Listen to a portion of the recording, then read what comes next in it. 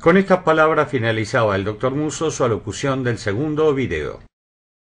En cambio, de lo psíquico no puede predicarse eso, la espacialidad. En cambio, Freud en esos párrafos dice, lo psíquico es extenso, correspondiendo esto con su idea de que en el fondo la realidad psíquica es el desarrollo de, de los procesos neurológicos. Entonces, toda la terminología de Freud es de una ambigüedad increíble y de además contradictoriedad increíble. Cosa que no ocurre justamente con los investigadores que investigan estos tipos de problemas en forma experimental y rigurosamente científica.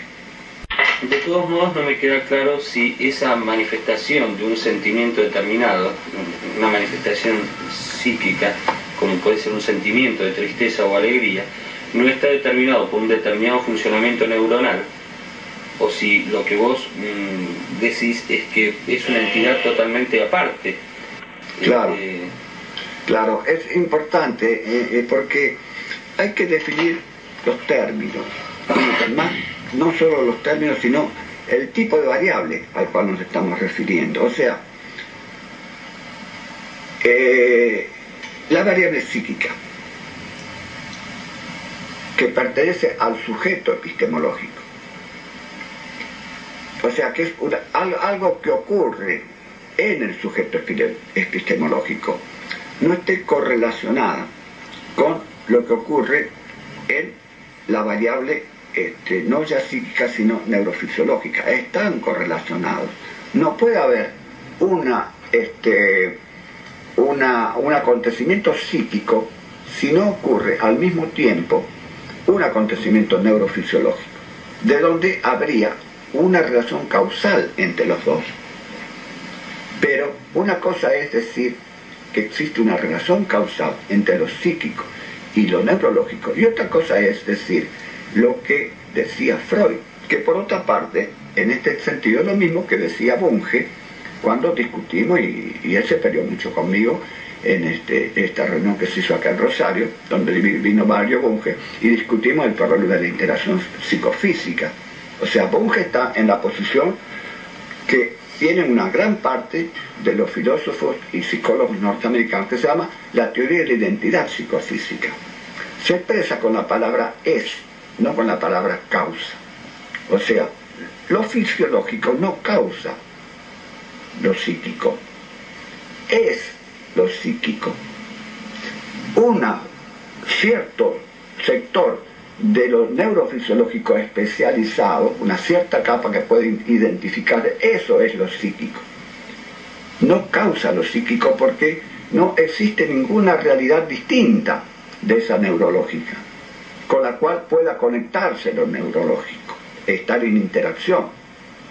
Entonces, sería simplemente un error creer que existe algo así como un sujeto epistemológico que puede en algún momento, en medio de toda esa interacción tan íntima que hay de los psíquicos, tomar como si dijéramos influir sobre lo neurológico, en vez de estar exclusiva y directamente dependiente. O sea, no, hay la emergencia de ese sujeto epistemológico que es un poco la posición básica del materialismo dialéctico. O sea, una cosa es que lo psíquico aparezca como, a mi juicio, lo psíquico es material. Es la falsa, es no físico, pero es material. Para mí la palabra materia está sumamente contaminado de una terminología científica que desnaturaliza su significado filosófico. O sea, el hecho de que los filósofos materialistas empleen la palabra materia y los físicos empleen la palabra materia, bueno, cuando lo emplean los filósofos la palabra materia, los materialistas dialécticos, no están significado el sentido físico de la palabra, está significado el sentido filosófico de la palabra, que en algún momento dado puede corresponder con el significado físico de la ciencia física, pero en su desarrollo la física va desarrollando conocimientos que hace que el sentido filosófico de la palabra materia no se identifique con el sentido científico de un momento determinado del conocimiento. Por ejemplo, cuando habla materialismo de la palabra materia, tal como la definía Engels, Engels decía: la materia es aquello que en el espacio y el tiempo se van desarrollando en forma de transformaciones de cantidad en cualidad, de modo tal que a determinado grado de desarrollo aparece como forma de conciencia. Él estaba definiendo materia de acuerdo con un concepto que la física tenía en aquel momento de materia, en tanto que empleaba materia como con la connotación de espacio y el tiempo. Entonces, dentro de esta concepción, seguramente que lo psíquico, que no admite la predicación de espacio, no podés decir lo psíquico, entre las variables psíquicas y los estados psíquicos hay tales y tales relaciones espaciales, no se puede predecir, no se puede predicar no se puede decir porque ni pensar se puede.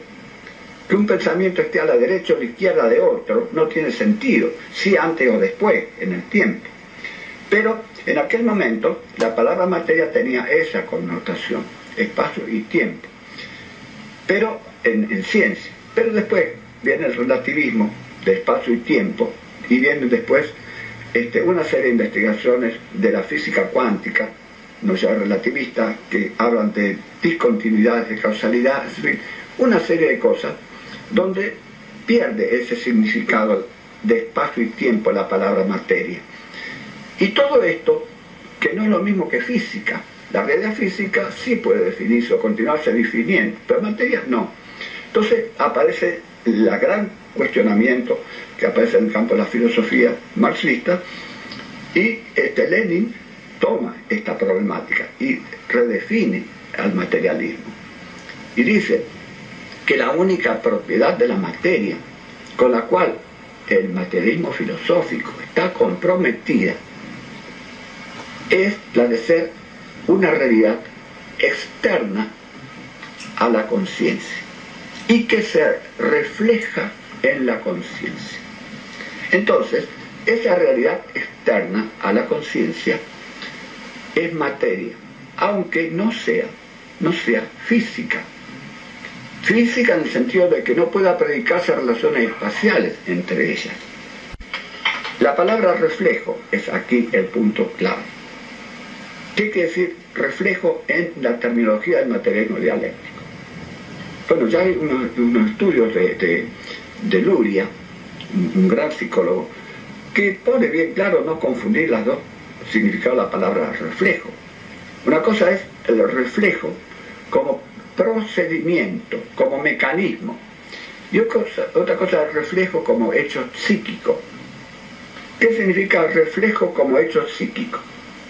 Por ejemplo, si yo me pongo frente a ese espejo, aparece por una parte un proceso físico que refleja, o sea, el hecho que las ondas cerebrales, las ondas luminosas inciden sobre mí, se proyectan sobre el espejo y allí aparece ¿qué?